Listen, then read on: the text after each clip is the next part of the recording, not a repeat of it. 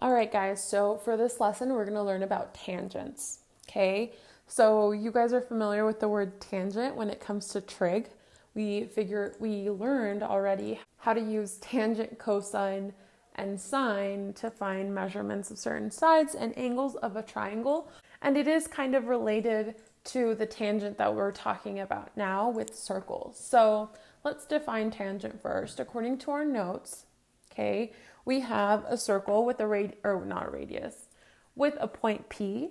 Okay, I'm going to draw a radius. I'm just going to draw a dotted line that's my radius, okay?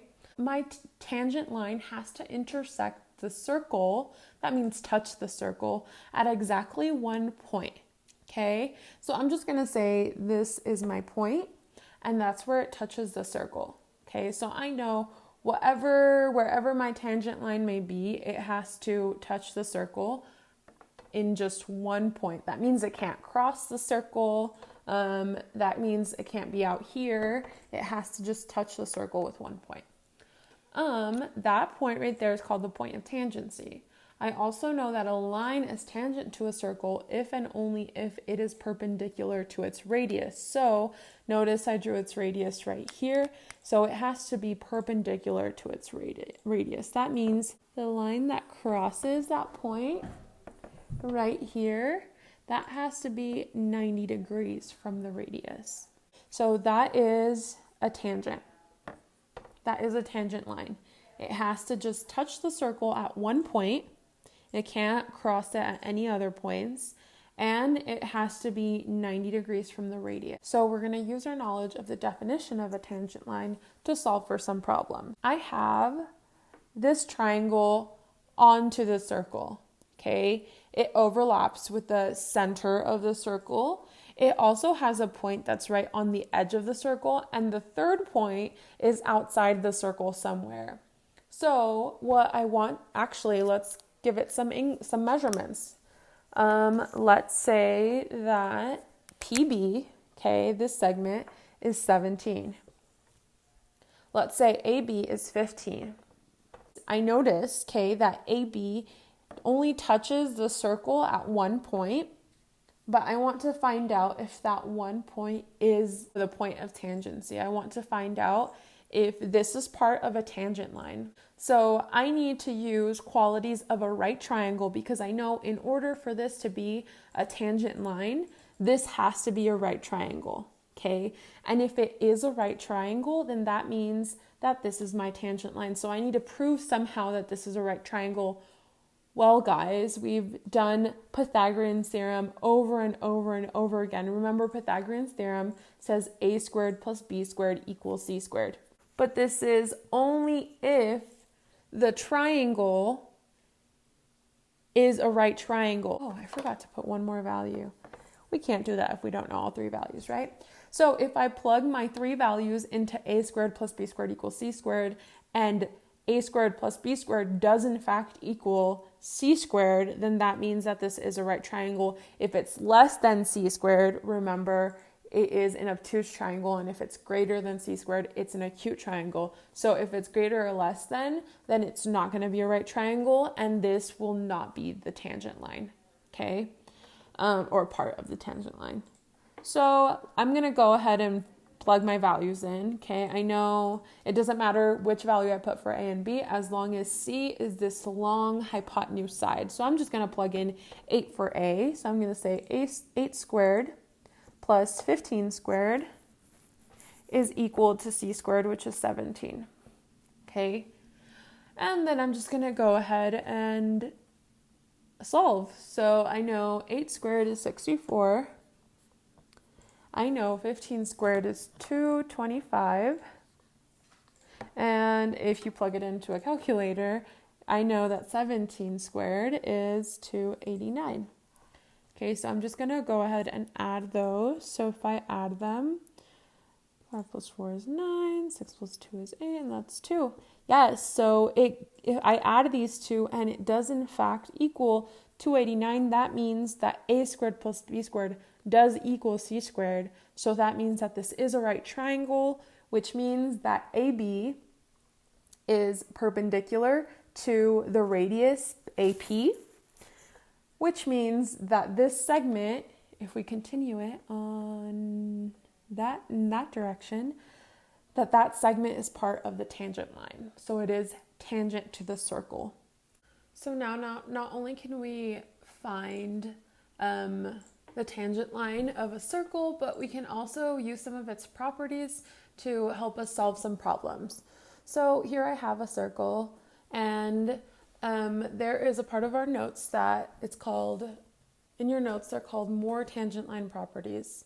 So in these notes, they have a circle with center, let's call that D, and they have two tangent lines reaching out to one point. So that means that they go from the point to the circle. I guess the point would be closer to here. Only touching the circle once. So it is a tangent line because it only crosses that circle one time, and it is perpendicular to the radius that meets at that point. Okay, they also have another tangent line coming from the same point but going to the other side of the circle. Right there. Okay, so let's call this point A, going out to point B, and point C. These are both the points where the tangent line meets the circle. So our notes say if two segments from the same external point, B, right, are tangent to a circle, then they are congruent. So if we have two tangent lines coming into the circle, they are both tangent lines of the same circle, but they both go out to the same point, then these two segments from B to C and from A to B, they are congruent to one another. They are congruent segments, okay? So AB is congruent to BC. So there's one more property that kind of helps us apply even this rule, okay? And it is something called circumscribed polygons. So I have a circle, and a circumscribed polygon is a polygon that touches the edges of the circle with tangent lines. So let's pretend it's a triangle, just like our notes show a triangle. So pretend that's one tangent, and I'm going to connect all my tangents. There's another tangent line, and let's see, pretend this is just right on the edge of the circle. That's another tangent line. So this is a type of polygon. Specifically, this is a triangle, right? And let's say this is triangle ABC with tangent lines AB, BC, and AC, all tangent lines of the same circle, and let's call this circle P with center P. Okay, and let's say these points where the tangent lines meet the circle are D, E, F. Well, according to what we just learned, remember that if I have two segments coming from the same external points tangent to a circle, so right now let's focus on point A and these two tangent lines going into the circle, then I know that this segment and that segment are congruent to one another. So AD is congruent to AF according to what we just learned. Okay, here's another point or external point that comes into the circle with two tangent lines. Okay, same rule. If these two are tangent lines and they meet at the same external point, then this CF is congruent to EC. Okay, now corner B. If I have these two tangent segments that come out to the same external point, then that means BD is congruent to BE. So this works with any polygon, a polygon with 4 sides or 3 sides or 10 sides. Okay, if all of their sides are tangent lines to that circle, or it's a circumscribed polygon, then we know that these segments from the corner of the polygon to that tangency point, then that one is going to be congruent to the other segment that shares that same point to the other tangency point. Okay, so let's go ahead and do a problem that's a little more challenging and that has this, because those will kind of combine both ideas of two segments having the same external points and polygons that are circumscribed. So there's my circle. That means I'm going to have 4 tangents along my circle. If I want to do a polygon, that's a quadrilateral. So let's call this quadrilateral PQRS. These are these points right there. And let's call the circle T. So a circle with center T. All right, guys, so here I have my quadrilateral, and it has some sides labeled, but it has other sides that are not labeled. And this problem specifically wants me to find the perimeter of this polygon, of this quadrilateral. Find the perimeter of PQRS. And if you remember, perimeter is all my sides added together of this polygon PQRS. Oh, let me switch these so that won't be confusing. PQRS. Okay. So, in order for me to find the perimeter, I need to add up all the sides.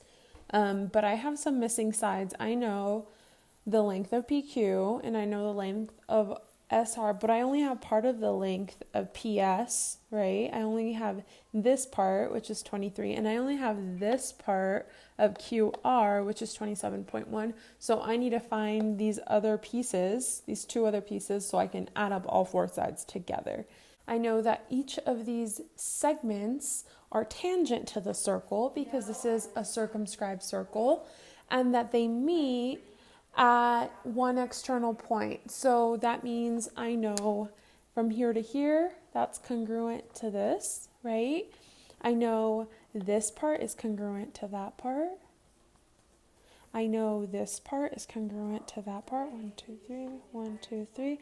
And I know this is congruent to that. So, okay, so I know these corners are kind of congruent to one another. So I'm just going to fill in everything I know and use that information to find other parts of the circle or other parts of that quadrilateral. So if that's 27.1, I know this is from here to here is 27.1. If this is 23, then I know that is 23.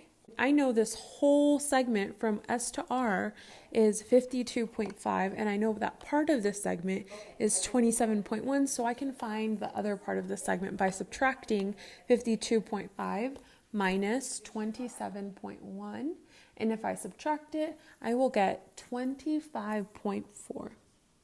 Well, I know this is congruent to this side, so that helps me find this missing piece. This is 25.4 as well. Okay, I could use the same kind of idea to find this segment.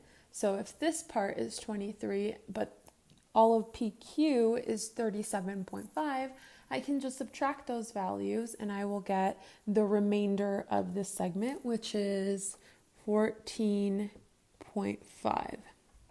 And if this is 14.5, then that's 14.5. So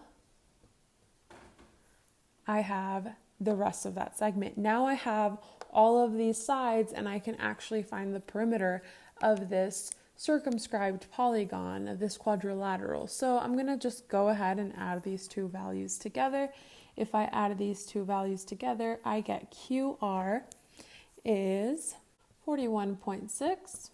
And I have these 2 segments, so if I add them together, I get PS is 48.4. Now I have all 4 sides. All I have to do is add all 4 sides together to get the perimeter of PQRS, this quadrilateral. And if I add them all together, I get 180.